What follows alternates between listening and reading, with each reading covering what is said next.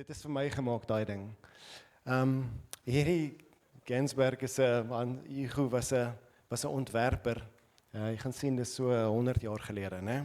100 jaar gelede in 1925 het hy hierdie ding ontwerp. Dis 'n isolator helmet.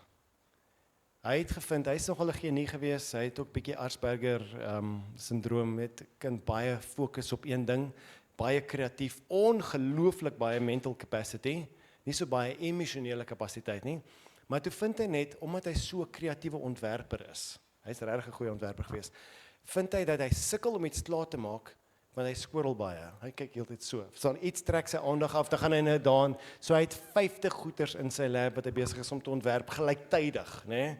En dan hoor hy die alarm buite, en dan is hy heeltemal aftrek, dan hoor hy die kat blaf, die bure. Toe sê hy, wat ek nodig het, is iets om my te help fokus, want hy kom agter, hy is nie die enigste mens wat maklik aandag afleibaar is nie. Nee, ons moet hierdie in ons skole inkry, los die pilletjies kry hierdie. Nee, so toe bou hy vir homself 'n helmet, hierdie is die 3de iterasie. Dis 'n houthelmet met sag en lig is, met veld aan die binnekant, wat hy het gesê ongeveer 75% van alle klank uitsny. So as iemand praat langs, dan kan jy nie hoor nie. Sny dit als uit, en toe kom hy agter die helmet werk reg goed, hy het 2 sulke oë wat hy kan deurkyk, en sy mond is toe en sy neus is toe, wat hy niks kan ruik nie, wat ek dink is al erg raak binne, anyway, en toe het hy agtergekom dat dit hou ongeveer 15 minute, want dan raak hy duiselig, want ek kry nie so baie suurstof in, toe sit hy maar 'n suurstoftank in, wat hom dan vir 'n uur lank kan druk elke keer, en toe kom hy agter, dit werk baie, baie goed, so hy het gereken so 88% effektiwiteit, maar toe kom hy agter, dat al wat hy kan doen is sien, deur hierdie 2 oogies, en toe kom hy agter, maar ooggids, hy is nog steeds baie afleibaar, want hy kan sien iets daar beweeg, of hy sien iets daar doen, of 'n skadu weer daar, of hy sien daai ding, en dan begin hy weer daan werk, toe verf hy dit pikswart, en hy trek so 'n lyntjie met 'n pen, wat net so, dis al wat hy sien, dis al wat hy sien, hy reken hierdie ding het 96% effektiwiteit gewees, hy het gewerk soos 'n masjien, die mark het nie so gespring soos hy gedink het, né? Ek het gesê, ek sal een koop, en vir my tienerseun, ek sal verseker een gekoop het, anyway. So, volgende, ek weet dat julle as 'n gemeente praat oor die een ding, né? Om regtig ons oë gefokus te hou op Jesus, in 'n wêreld wat baie besig is, hoe kry ek dit reg, sonder so 'n helmet, om my oë gefokus te hou op Jesus? En dit is die uitnodiging vir ons, daar is so baie wat gebeur, ek meen, ons skool het begin met hierdie week, Nathan is in hoërskool, nou graad 8 die eerste keer, Marguerite maak klaar met laerskool, die skole alleen kan my insluk, né? So dit lyk of hulle my kalender vir die jaar beplan. Hulle het 'n plan vir my lewe. En dieselfde voel ek met die kerk en van die gemeentelede het 'n plan vir my lewe. My vrou werk by universiteit by Tygerberg Hospitaal. Daar's iemand het 'n plan vir haar lewe daar. Soos dis by die universiteit en die hospitaal wil graag haar lewe volmaak. En dan is dit nie eers my vriende nie, dan is dit nie eers kamp nie. En ek kom uit agter dat daar's so baie dinge wat ons aandag trek. En julle uitnodiging hierdie jaar, soos ek verstaan van Brett, is regtig om jou oë gefokus te hou op Jesus. Hoe gee ek myself regtig in diens vir Jesus? Hoe kry ek reg wat Israel gedoen het in hulle goeie tyd? Hoe kry ek dit reg wat Paulus gedoen het in sy goeie tyd? Wat Petrus gedoen het? Wat kan sê, vir my is die lewe Christus en die dood is 'n wins. Want die lewe is, ons dink baie meer besig, maar die lewe was nog altyd besig. As jy die geskiedenis lees, dis almal se probleme. Die lewe is te besig, en jy lewe altyd in reaksie tot ander mense se planne, en nie altyd in 'n prompting van wat is dit wat my hart begeer, wat nooi die Here my toe. So daarom vroeg ek met julle gesels vandag. Is my so mooi, hierdie vrou Helen Roseveare, 2 slides aan. Helen Roseveare is 'n Britse, ook onder dieselfde jaar, te Gunsback sy ongelooflike ikoniese helmet ontwerp het, is sy gebore in Engeland. Britse meisie, tydens in die wake van die Eerste Wêreldoorlog. En so baie skade, so baie terreur, so baie van haar familielede wat teruggekom het van die oorlog af met skade, met trauma, so baie wat nooit teruggekom het Engeland toe na die Eerste Wêreldoorlog nie. En sy het groot geword in daai tyd, en sy het later aan universiteit toe gegaan, Cambridge toe gegaan. So sy het kerk toe gegaan Sondag omdat haar ouers gesê het sy moet, maar sy uiteindelik haar hart was baie hard teenoor Jesus, teenoor God. Sy wou nie in hierdie God glo nie. Sy het nie gehou van 'n God wat so baie moord en dood toelaat nie. Sy het nie gehou van wie God is en so sy wou homself nie glo in hom nie en vasgehou in hom nie. Sy kon nie hom as 'n liefdevolle God sien met so baie pyn nie. So sy het regtig hard verjaard. Toe in haar eerste jaar as gevolg van die voorbeeld van 'n paar van die mediese studente wat haar heeltyd ingenooi het en haar heeltyd gehelp het en net omgegee het en in haar eerste jaar van medies wat so rof was vir haar op die rug van hierdie Eerste Wêreldoorlog het sy regtig dis toe Tweede Wêreldoorlog, nê? Want sy is in die 50s, sy sy toe universiteit toe. En sy het vir Jesus leer ken en 'n ontmoeting met hom gehad, 'n lewende ontmoeting wat haar lewe heeltemal verander het. En toe voel sy, daar is nie vir haar iets, daar's nie 'n keuse nie. Sy het hierdie pragtige gebed gebid. Julle kan dit lees agter my. Maar in eenvoud sê die gebed, Lord, today I want to say that I'm serious, I'm giving my life to you. And I want you to take me. I want to give every part of me. And I know it's going to cost me. So when the time comes, and I want to say to you, please, Lord, not so much. Will you today hear me that I really want that? Even if I don't want that then, will you still grant me my request and don't stop with what you want to do in my life? So 'n lewe van oorgawe en intensiteit. Sy het dit neergeskryf in haar journal. Sy het vir haar vriende gesê. Sy is België toe, na die Belgiese Kongo toe daai tyd. En as 'n sendeling. En in die Belgiese Kongo het sy toe begin werk in 'n sekere streek waar daar nie klinieke en hospitale was nie. En sy het saam met die sendeling gewerk en sy het 'n kliniek help bou, bakstene gehelp in 'n plaaslike gemeenskap. En toe later aan 'n hele hospitaal gebou. Want daar was nie mediese sorg gewees nie. En sy het Jesus uitgeleef en vir hulle gedien. Natuurlik het daar burgeroorlog begin in die land. En dit was eers baie ver van haar af. Sy het gehoor nou en dan soldate of mense wat aangeval is, het sy gehelp. Sy het toe orphans ingekry, weeskinders ingekry en begin versorg by die kliniek en by die sendinghospitaal waar sy gewerk het. En toe eendag toe gebeur het. Toe kom die soldate daar aan en hulle gryp vir haar saam met van die ander mense, van die sendelinge. Hulle het haar verskriklik sleg mishandel op elke manier wat mans met vrouens doen. Baie sleg toegesluit, sleg mishandel. Sy was die dokter in die konsentrasiekamp in die gevangene tronkplek en baie dinge deurgegaan, maar sy het die hele tyd kon sy het nie verwoord nie, hierdie bewustheid gehad dat God by my was en 'n vreugde wat nie opgehou het nie. En hulle het haar gehaat daarvoor want sy het nie gebreek en gesmeek nie en sy was nie arrogant en sterk nie, sy was 'n swak vrou gewees teenoor die mans. En uiteindelik het die mans sy was op trial gesit om doodgemaak te word en toe die mans van die dorp waar sy gewerk het gekom en haar gered en teruggestuur Engeland toe. Sy was toe Engeland vir nog 2 jaar, net 2 jaar huis toe gegaan net om te herstel. Sy het gesê dit was wild, dit het haar 6 maande gevat om net weer mens te voel na die trauma waardeur sy is. En weer Jesus se stem te hoor. Sy weet God was nooit ver van af nie. Sy het nie opgehou glo nie. Sy het definitief nie verstaan hoe kan God, ek wens ek is 'n sendeling, ek gee myself vir die Here. Hoe is dit moontlik dat sulke dinge met my kan gebeur? Ek bid en ek sien die trauma om my en later raak dit myself. En sy het weer vir Jesus en toe het sy teruggegaan. Sy het gevoel die Here het haar genooi soontoe en sy het ja gesê. En sy het vir haar familie en vriende gesê, maar wat maak ek in Engeland? Wat maak ek hier? Ek moet mos nie hier wees nie. Ek het myself, my lewe gegee in diens van Jesus. En sy het teruggegaan en in totaal het sy 20 jaar as 'n sendeling in die Kongo gewerk. In 2007 het in Atlanta, so sy is 'n legend. Julle kan haar volg, Mama Lucas van die boeke. Sy het 'n hele paar boeke geskryf, daar's 1 of 2 films oor haar gemaak oor die ongelooflike impak wat sy gehad het. Sy het teruggegaan en die hospitale en klinieke weer herbou, die gemeenskap weer herbou. Ongelooflike mooi storie. In 2007 het John Piper en John Taylor vir haar gevra in Atlanta voor 'n groot klomp studente Passion Conference. Toe vra hulle vir haar, Helen, hoe is dit moontlik? Jy is nou 91. Hoe is dit moontlik dat jy vir Jesus nou nog so passievol dien en selfs meer as toe jy 'n student was en op Cambridge jou hart vir die Here gee? Hoe is dit moontlik dat jy nie net gebly het in 'n rat nie, maar regtig voluit lewe vir Jesus? Jou lewe is nog steeds uitgestort vir Jesus, te midde van daai ongelooflike pyn en seer kry wat jy gesien het en beleef het self. Hoe is dit moontlik? En sy het gesê, dis maklik eintlik. Soos jy hou jou oë op Jesus elke dag. En dis wat ons vra. Hoe is dit moontlik? Wat doen jy om jou oë te hou op Jesus? En ek het gedink, toe Brett gesê het waar jy dit deel, ek gedink om nie my preek te gee nie, maar haar getuienis te gee. So 'n stukkie net van haar lewe en ek gaan 'n bietjie van myne inweef in dit.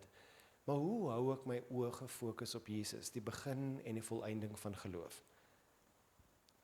Ons lewe lank genoeg om te weet dat daar's mense, ons vriende, wat toe ek 25 jaar gelede op universiteit was, 30 jaar gelede, toe ek daar was, het daar ouens regtig passievol vir Jesus gelewe, maar met die tyd, met die wêreld wat so besig is, word ons verlei, of ons aandag word afgedraai, of ons hart word verhard, of jy verloor maar net bietjie jou stoom, of dit maak net nie lekker sin nie. Verstaan, op 'n stadium sluk die lewe jou in, of verleiding, of wat ook al gebeur, of jy gaan deur 'n egskeiding, of jy gaan deur dood van 'n familielid, of jy kry kanker.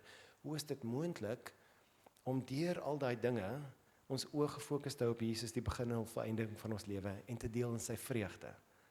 En dis die vraag wat ek wil graag wil hê vir jou. So miskien is dit vir jou persoonlik, hierdie mee praat, omdat jy jonk is, omdat jy die Here dien, nou net begin dien het, of miskien is dit vir jou vandag, omdat jy weet dat, soos Helen se ouers, gaan nie maar kerk toe, maar daar is nie 'n passie in jou lewe met die Here nie, en jy weet nie lekker hoe om met hom te leef. So ek wil vir julle dit deel, as dit reg is. Een ding weet ek, sy sê, die eerste ding, toe sy begin praat met die groep, toe sê sy, hierdie stuk in Johannes, sy sê, ek fokus op een ding, en die een ding lei my altyd na Jesus toe. Sy sê, soos die man wat na Jesus toe gekom het, wat Jesus gaan genees het, by die poel van Siloam, en sy oë genees het in Johannes 9, 'n man wat blind gebore is, met so baie stigmas en goeters in sy lewe. Het jy gesondig, of jou ouers gesondig, dat jy blind is, wat is die rede, wat is die kommer, dis weet daai stupid vrae. En Jesus het na hom toe gekom, en hom raak gesien, hy het nie geroep vir Jesus nie, maar Jesus het na hom toe gekom, in sy blindheid, en sy armoede, iemand wat gesideline is deur die samelewing, en Jesus het klei gemaak, op sy oë gesit, soos Adam mooi genees, né? Adam wat klei is, mooi genees, en hy gesê, gaan was jou oë, en hy kom terug, en toe na die tyd sê die mense vir hom, maar joh, is jy seker hy is die Messias, jy maak nou vir hy Messias is, jy weet nie waarvan jy praat, jy bla bla bla, weet, na die tyd is daar baie stories en baie dinge, miskien was daar mediese rede, miskien was hierdie pool magic, verstaan? En hy het gesê, man, ek weet nie waarvan jy praat nie, ek weet nie wie hy is of wat hy doen nie, maar een ding weet ek, daar was 'n dag wat ek blind was, in die duisternis, sonder hoop in die lewe, afhanklik van ander. Een ding weet ek was blind, maar nou sien ek. En sy sê, sy doen daai vir haar eie lewe, elke liewe dag. Een ding doen ek. Ek onthou dat daar 'n tyd is wat ek dood was in my sonde, wat ek blind was vir wat God in die wêreld doen, waar ek nie vir God geken het of gesien het nie, waar ek geen hoop gehad het nie, ek het maar net aangegaan met die volgende ding in my lewe. Ek was blind, ek was in die duisternis, ek was verlore, maar nou is ek nie, omdat Jesus gekom het en my aangeraak het, omdat ek vir Jesus Christus ontmoet het, en hy het my verlos van die koninkryk van die duisternis, en gebring na die koninkryk van sy lig. En wat sy sê, is om te onthou dat daar historiese oomblikke was, waar God jou regtig aangeraak het, waar Jesus jou aangeraak het, ontmoetings met die lewende Jesus. Ek onthou dieselfde vir my, ek was 14 hierdie week, het ek my geestelike verjaarsdag weer gehad, en ek was in 1991 in graad standaard 6 gewees, graad 8, in Kempton Park, daar lekker, toe ek nog 'n mallet gehad het, en weet sulke stuff en joke, in Kempton Park, en ek onthou dat ek het ingestap in die kerk, waar my ouers altyd heen gegaan het, die evangelies gereformeerde kerk, daar op die koppie, en ek het ingestap, en soos soveel kere tevore, en ek het nou Bybel gelees, bietjie 7 verse 'n dag, moet jouself nie oorwys nie, maar dis 'n heilige getal, legit, dis wat ek gedoen het, anyway, so godsdienstig, want dis genoeg, anyway, en ek het so godsdienstige vorm gehad, maar daai dag, toe Dominee Ferreira in die aanddiens 'n uitnodiging maak, het ek die Here ervaar oor my hele lewe. My hart het so begin klop, ek was so onseker, ek het nie geweet wat om te doen nie. Ek het net geweet dat die Here is hier en hy roep my. En ek het vorentoe gestap na die diens. Ek het begin huil. Ek was embarrassed as 'n tienerseun om te huil voor in die kerk. En mevrou Dominee Ferreira het my in die hand gevat en by my kom sit. En die tannie het my so mooi, ek wil net gebid het in my hart vir die Here gee. Maar sy moes my deur die boekie vat. Met die swart bladsy, met die rooi bladsy, met die groen bladsy en die goue bladsy. Verstaan, sy moes my deur die boekie vat. En ek was so gefrustreerd en ek kan nie ophou huil nie. Ek so skaam. Ek kan nie net klaar kry asseblief. En ek het vir Jesus ontmoet daai dag. En die Here het my nooit gelos na dit nie. Daar was 'n dag wat ek dood was in my sonde en wat ek lewend geword het in Jesus. Dis nie die enigste dag wat ek hier ontmoet het nie. Ek onthou actually voor dit, ek was 6 jaar oud, Noord-Kaap gebly. Ons het 3 seuns gewees en ma was daar, maar pa het gewerk op die myn, hy was 'n mynbestuurder gewees en my maale is uit Bloemfontein toe, ons het gebly, ek, Konrad en Garth, my 2 broers, gebly by 'n oom en tannie, bure, vriende van ons vir 'n naweek, want pappa en mamma gaan bietjie Bloemfontein toe. Nie geweet dat pa baie siek is nie geweet dat hy maagbloeding het en onbeheerste hoofpyn het nie, en hy het nooit teruggekom nie. Die aand toe die tannie vir my en my boetie my boeties kom sê dat jou pappa is dood. Het ek nie geweet wat dit beteken nie, ek het nie geweet wat dit gaan beteken vir die res van my lewe nie. Ek het glad nie geweet nie, was net soos een van daai, soos, wat maak jy met daai inligting as jy 6 jaar oud is, né? Maar wat ek wel weet, is dat daai aand het God die Vader in daai kamer ingekom en sy arms om my en Garth gesit en Ross en Konrad, die 2 broers, net so by ons kom staan en hy is regtig, he is the God of the fatherless. Dat hy my gevat het van daai dag en my hele lewe lank en elke nou en dan as ek stil word voor die Here, dan kan ek regtig soos Dawid ervaar hoe die Here die skaapwagtertjie by sy skape ontmoet het en gesê het, ek kies jou, ek gaan met jou op pad stap. En die Here het dit gedoen vir my. En ek herinner myself dat daar 'n dag is wat ek sonder hoop in hierdie wêreld was, maar die Vader het sy arms om my kom sit en my nooit ooit gelos nie. Ek onthou 'n tyd, was by Abunim, so 3 of 4 jaar gelede. Ek was voor COVID, sorry, in die ou dae, né? 2019 seker. Soos 'n kerkkamp gehad by Abunim in Onrus Hermanus en is my so mooi. Ek het gaan stap die oggend, ek sal 'n bietjie bedien het later die oggend, maar ek het 5 uur wakker geword en net so prompting, die Here wil my gesels. En ek stap op, lekker ongelooflike mooi kampterrein by die see en ek stap daar in die bos, by die bloekombome en ek wou eers net Bybel lees, want as ek tyd met die Here spandeer, moet ek die Bybel oopmaak, né? En ek maak my Bybel oop en ek begin lees en ek voel die Here sê vir my, Ros, maak toe, kom stap met my, kom stap. En ek stap met die Here in die bospaadjie, pikdonker, maar is 'n veilige plek, ek voel so lekker. En die volgende oomblik, en ek bid deur Psalm 114, dis wat die Bybel oop was. Psalm 114 is daai Psalm wat sê, toe die nakomelinge van Jakob uit Egipte gevlug het, die geslag van Israel, uit daai mense met 'n vreemde taal, ek vertaal nou uit Engels uit, toe sê hy, toe die Rooi See voor hulle gevlug, en die berge het gespring, en die heuwels soos klein rammetjies rondgespring, toe die Jordaanrivier opwaarts gevlug, in vloedseisoen, en toe sê hy dit, maar wat is fout met jou see, dat jy weggaan, en berge dat jy sprik, heuwels dat jy hop, en 'n rivier dat jy vlug vir die volk van Israel. Dan sê dit, tremble, O earth, at the presence of God, of Jacob, who even makes flint into water, né? Mooi ene. En toe ek het nou lees, toe die volgende oomblik in daai bos, toe ek bid dit net saggies, bid dit so hard op die volgende oomblik, is dit soos of die hele bos skud en skree en weghardloop, soos elke tarantaal, elke voël, elke uil, elke muis, alles het skielik net so, maar dit is so ongelooflik, alles het beweeg vir so ruk lank na die tyd. En ek is so bewus van die God van Jakob, wat in die bos by my is, hier agter my. Net hierdie belewenis, en die Here wat net sê, strek uit jou hand, Ros, ek is met jou. Dis 'n oomblik wat ek nooit sal vergeet nie. Daar's 'n oomblik wat ek gewonder het, wat moet ek doen in die lewe, en daai gevoel wat 'n man wat sy seun 'n pa verloor het lank terug, die gevoel dat ek alles in die lewe self moet doen, as dit vir my afhang, gaan dit gebeur nie. Maar die bewustheid dat die hele natuur en alles reageer, omdat God met my was.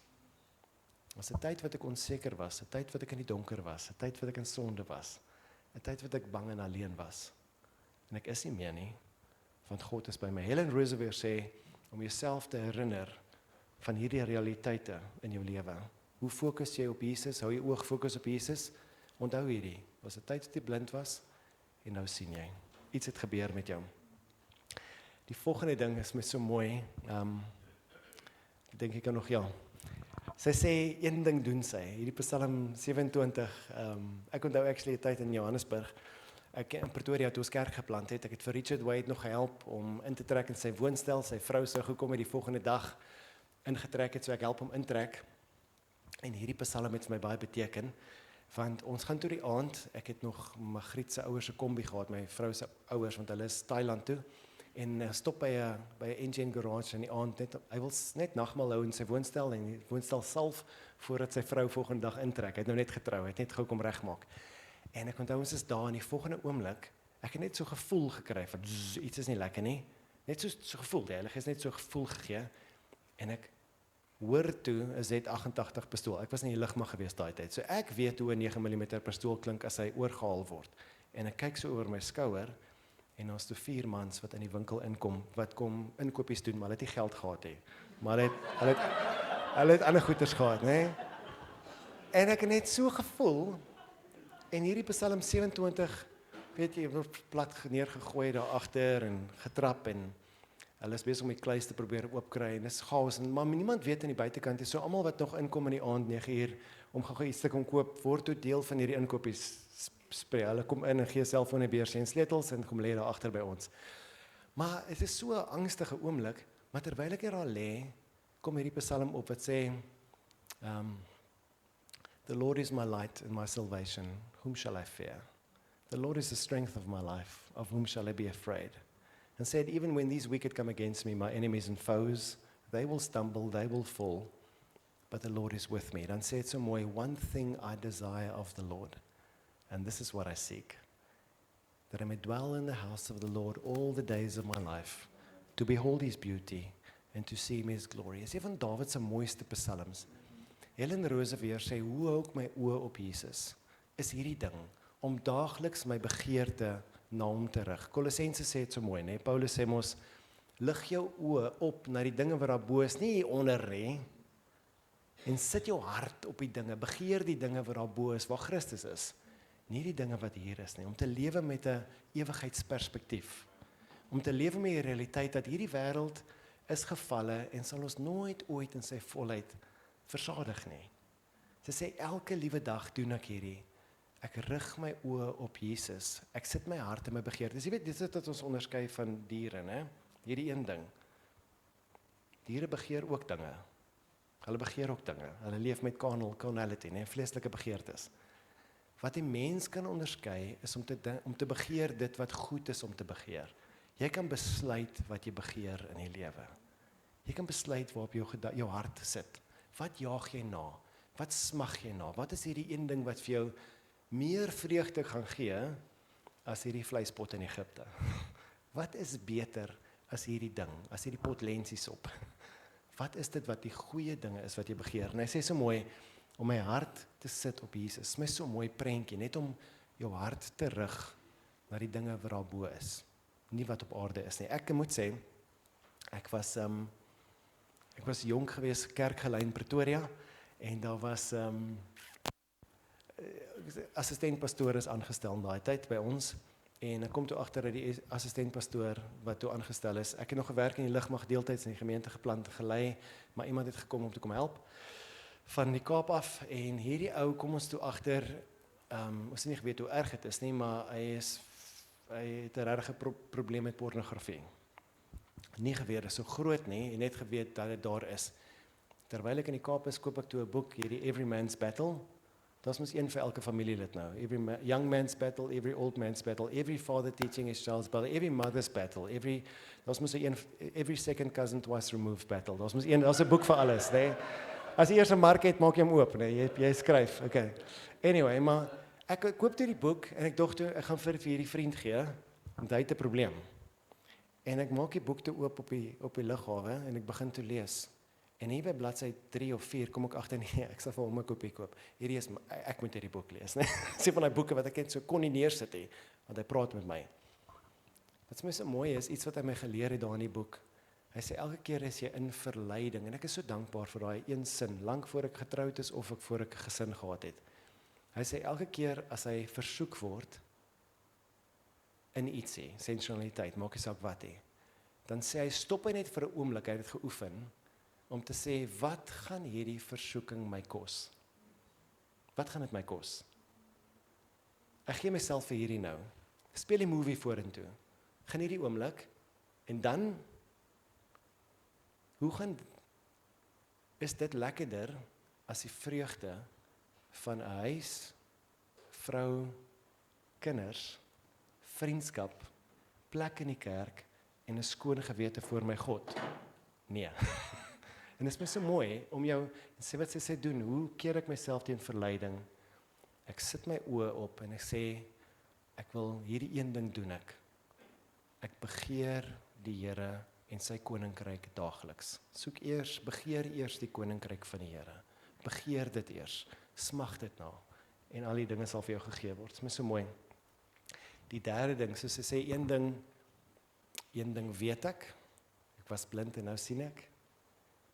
Een ding begeer ek, God en sy heerlikheid en sy grootheid, meer as enigiets anders. Ek moet sê, wat ek daagliks doen met daai vorige ene, net gou weer, gaan net gou weer terug vir my asseblief.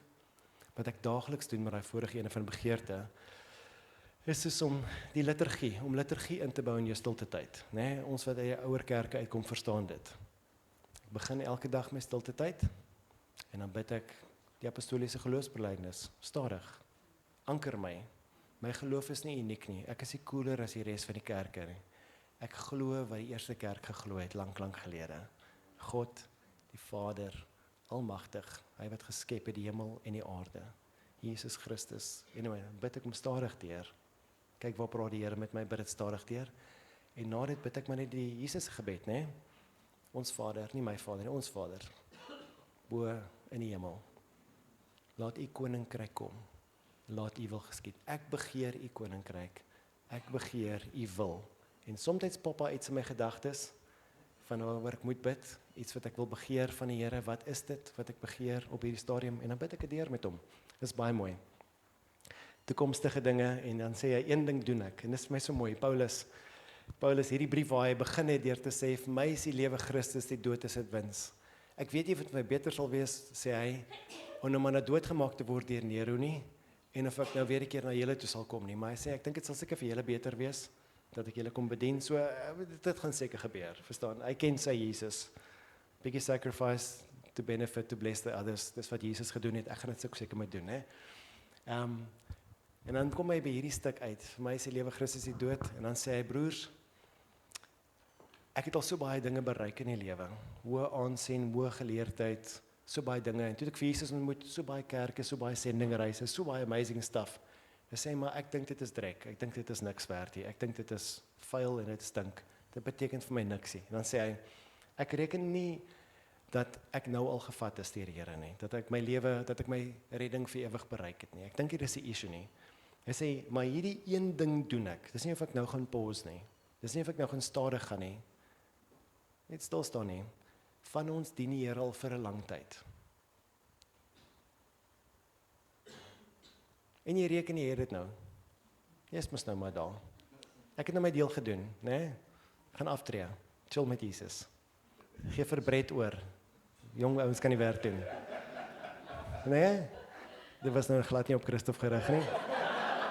Maar ek kan sien wat julle doen daarmee. Was 'n regtig dit. Anyway. Hy sê, ek reken hierdie een ding, ek reken nou nie of dit maar klaar is nie. Hy sê, maar een ding doen ek, een ding doen ek.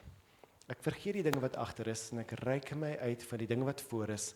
Ek jaag na die punt van die prys van die hoë roeping van God in Christus Jesus. So verskriklik mooi. So verskriklik mooi. Hy sê, Helen Roosevelt sê, en Paulus sê, so hoe keer ek dat ek afvallig word van die Here, of stal word, of koud word, of mislei word, of opgee, of te mekaar. Hy sê, elke liewe dag. Ek onthou, ek begeer, en ek doen. Ek strek myself uit vandag vir die hoë roeping van God in Christus Jesus. Elke dis 'n aksie, elke liewe dag leef ek vir die Here. Ek leef nie meer vir myself nie, maar ek leef vir Here. In ons huis, ek sal maar net vir julle sê, maar in ons huis, ons het nie 'n skroelgoedwasser nie, dis my skuld. Ek wil nie eene hê nie.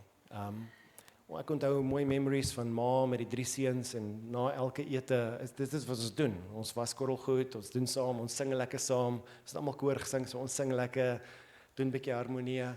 Ek het ook 'n meswond in my regterarm as gevolg van 'n steekmes wat afgedroog word terwyl ek per ongeluk 'n steekpan was en dit spat deur die olie op my broer Konrad en hy het toe so 'n impulsiewe storie, so 'n grrr gevoel. Daar was nie baie groot bicep gewees daai tyd nie, ook nie vandag baie nie, maar dit was toe daarin. Anyway, maar ek onthou dit. En ek leer my kinders dieselfde. Maar wat ek elke liewe dag vir hulle doen is om te sê, Nathan, Marguerite, hoekom was papa die skottelgoed? Hoekom was ons die skottelgoed? Dan sê hulle vir my, papa, Jesus het nie gekom om gedien te word nie, maar om ander te dien en homself te gee as 'n losprys vir ander. Liturgie, gewoonte elke dag. Om te sê, ek dien vir Jesus deur ander te dien. Dis 'n daaglikse liturgie, is 'n simpel dissipline 2 keer 'n dag. Maar om dit te doen, want dit spoel oor in elke ander ding wat ek doen. Ek werk by die kerk. Dit voel nie soms so diens om 'n diensrooster uit te werk nie. Dit voel nie soms soos diens om met 'n moeilike ou 'n dissiplinêre gesprek te hê nie. Dit voel nie soms vir diens vir my dit voel nie of ek Jesus dien partykeer om die stoele op te pak en sulke goeders te doen nie. Maar is hierdie klein goedertjies van die lewe wat ek myself uitstrek om vir Jesus te kopieer, om hom te emulate, om hom na te boots in elke liewe dinge. Klein dingetjies. Ek leer dit vir my kinders sodat ek dit doen. Baie praktiese dinge. Vir my is die lewe Christus nie dood is 'n win, sê Paulus. Een ding doen ek elke liewe dag. Ek strek myself uit in my diens vir Jesus om 'n hoë prys te bereik. 'n Geskenk van God, eendag. Hy wat homself vir my gegee het. En dan die laaste ene, en hierdie weet ek is op julle hart vir die gemeente ook vir die jaar. Mary Roosevelt het nie hierdie gesê nie, maar ek wil dit hierdie vir julle bygee. So ons sê, die blinde man het gesê, een ding weet ek was blind, maar nou sien ek. Dawid het gesê, een ding begeer ek, en hierdie sal ek najag, sy heerlikheid. Paulus het gesê, een ding doen ek strek myself uit vir die hoë roeping van Christus, deur Christus vandag te dien. Jesus het vir Martha gesê, een ding is nodig, een ding is nodig vir jou, Martha. Jy is so besig met diens, jy is so baie met aksie, jy is so besig met goeie dinge, jy is so besig met alle dinge. Hy sê, maar een ding is nodig vir jou, om jou te anker. Om daagliks te sit by jou meester, by sy voete, en hom te sien, en hom te begeer. Een ding is nodig. Weet jy hoe moeilik is dit vir my, wat 'n doener is, om stil te wees voor die Here? Want ek maak baie keer my stilte tyd ook 'n doen ding. Of met 'n lysie vir die bid vir die mense, of met 'n Bybelstudie, sodat ek goed kan preek, of goeders kan verstaan uit die Bybel uit, of 'n troue kan doen. Maar die uitnodiging is nie een van daai goeders nie. Die uitnodiging is om op te hou en te sit by hom. Weet jy wat is die een ding wat my gehelp het? Om my stilte tyd nie 'n produktiewe tyd te maak nie, maar 'n intieme tyd. Dis 'n groot verskil, né? Julle weet wat dit beteken. Ek wil nou amper, dis is om jou vrou uit te vat vir ete, want jy wil by haar wees. En dan gaan sit jy nou by hierdie restaurantjie, of die coffee shop, en dan wanneer jy nou alleen is saam, dan begin sy met jou gesels oor die program van die skool vir die week, of hierdie mense wat ons nog moet oornooi, né? Weet julle hoe voel dit? Dis is om die aand langs die bed met my vrou te gaan lê, dan sê sy, Roos, onthou net môre, dan is ek soos, en ek vloek nie baie nie, maar is naby dan 'n paar keer, nee, dis soos, dan dink ek, nee, So ek dink ek doen dit met Jesus partykeer, né? Ek dink ek doen dit met hom. Ek dink ek doen dit met hom. Ek dink ek gaan sit by hom en dan het ek my kalender of my lysies of my staf. Dis fyn. Dit is ook verhouding, né? Dit is ook verhouding. Ek dink die uitnodiging is nie dit nie. Ek dink nie Jesus se uitnodiging was om 'n goeie voorberei vir 'n preek of iets van glad nie. Dis so sit, wees met hom, luister. En bring nie jou bekommernisse en sulke goeders, maar asseblief, hierdie is nou nie om te bid vir Oekraïne nou nie. Dis nie daai nie. Dis om jouself te bring vir Here. Weet jy wat is die een ding wat my gehelp het met dit? Sint Francis, 'n eeu gelede, né? Het gesê, een ding wat vir hom verander het, toe hy vir mense geleer het, in daai tyd toe die Here vernuwing gebring het binne en buite die Katolieke Kerk. Buite die Katolieke Kerk was dit nou die Reformation geweest, binne die met Martin Luther hulle en Calvin hulle. Binne die kerk was dit Sint Francis en 'n paar ander ouens wat gesê het, dit gaan nie oor mag en krag en status nie, dit gaan oor ken jy hom. Dis al wat hy gesê het. Volgelinge van Jesus, ken jy hom.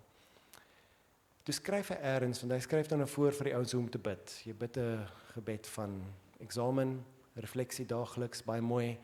Hy sê, maar die shift wat ek agtergekom het vir my, sê hy sê, wanneer ek gaan om te bid, 2 keer 'n dag, dan sê hy so 1 meter, voordat ek kniel of sit, waar ek gaan kniel of sit of staan om te bid, stop ek net eers, en ek vra myself die vraag, hoe kyk die Here na my nou?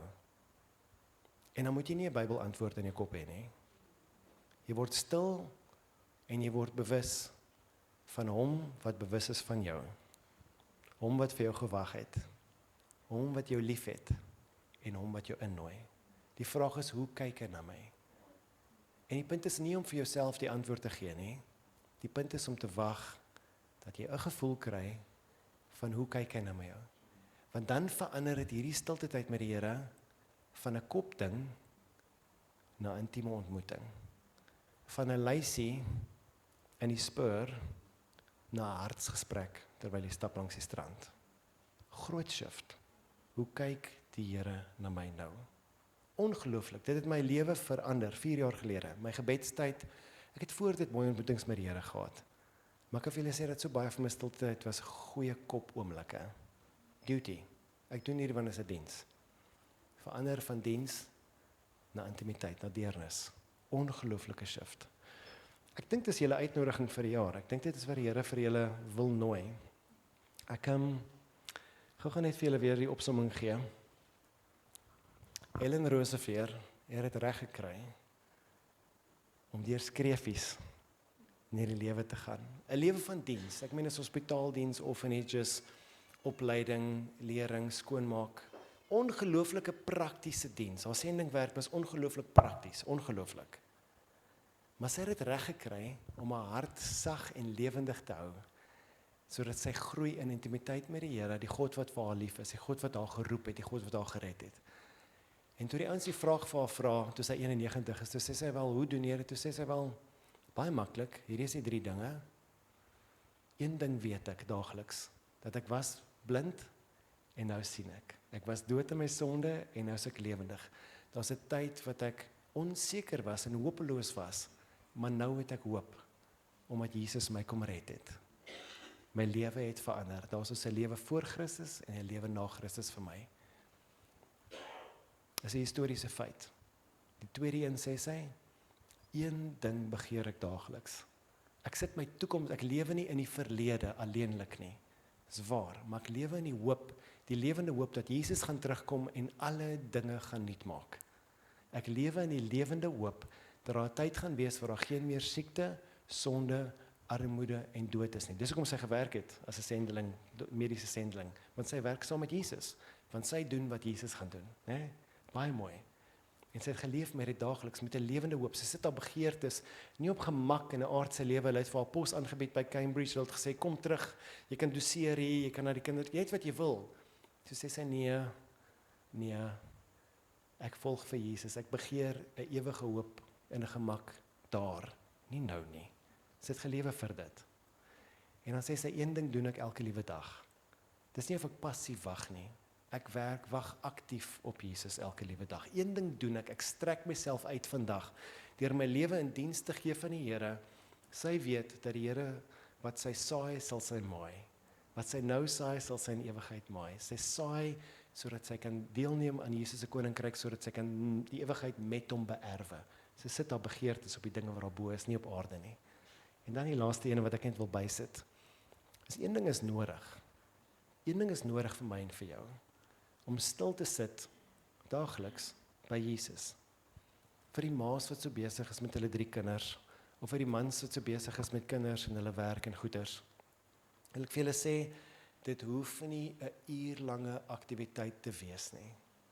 Dis 'n tyd wat jy stop en op sy sit vir die Here, heilig ag vir hom, en sê ek gaan nou met Jesus ontmoet. Partykeer in my stilte tyd maak ek eventually nie die Bybel oop nie. Ek bid die Bybel, daar's baie van die Bybel wat ons al lank al ken, omdat ons so lank die woord ken. Ken dit uit jou kop uit. Ek bid dit partykeer nou, maar die uitnodiging is om te respond tot hom. Ek kom nie met 'n leesprogram na hom toe nie, ek kom na hom wat my wil ontmoet. Ek het leesprogram. Miskien kom ek al by uit, miskien kom ek nie by uit nie. Die uitnodiging is om te vra, hoe kyk die Here na my nou vandag? Een ding is nodig, dat ek by die Meester sit en verfris word in 'n lewende hoop met Jesus. Wil julle help daarmee? Kan julle gou julle oë toemaak en dan gaan ek julle sommer net lei in gebed. Is dit reg? Here, hierdie is nou vir my so kosbaar om in Ceres te wees by jou kerk, jou mense wat jy geplant het, Here. Jy sê so mooi in jou woord, Here, dat as die Here die huis nie bou nie, dan bou ons te vergeefs. As die Here nie bewaak nie, bewaak het. Here, dankie dat jy die God is wat alles begin en ons saam met jou nooi. Vader, ek dank U vir 'n Godvreesende gemeente, in 'n Godvreesende gemeenskap. Mense wat weet dat daar 'n God is wat oordeel nou en vir ewig. Maar Here, my gebed is vir hierdie gemeente, is dat dit nie net 'n kognitiewe werk met 'n Godvreesende gemeente is nie, maar in naam van Jesus dat hulle U sien, en soos hulle U sien, dat hulle gesigte ook skyn, dat hulle ook word soos U. Ek bid vir hierdie gemeente, Here, dat hulle, soos hierdie masker, dat hulle skreefies oë het, om hulle oog vestig te hou op Jesus, die begin en volleinding van hulle geloof. Dat hulle mag oorvloei met vreugde nou al, vir die hoop wat hulle gaan kry. In Jesus naam, terwyl julle met julle oë so stil is, ek wil julle net nooi in 'n oomblik om vir Jesus raak te sien. Ek het baie gehoor, baie ervaar nou. As jy nou so stil sit voor die Here, wat ervaar jy? Hoe kyk God na jou vandag? Hoe is hy teenoor jou? Hoe nader hy homself tot jou? Ek wil graag jy met 'n oomblik vat en in woorde saggies vir hom sê, Here, dit is wat ek sien, hoe U na my kom vandag.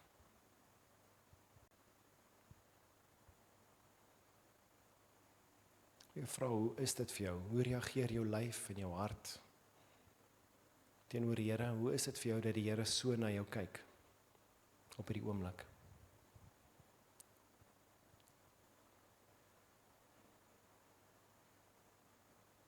En dan laastens, wat is die uitnodiging wat die Here vir jou het?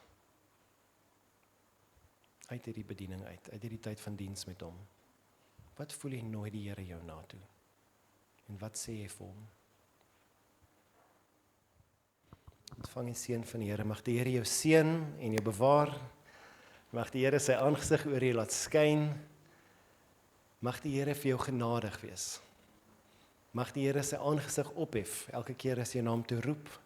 En mag jy leef in sy shalom, in sy vrede, in Jesus naam. Amen. Dankie, Brent.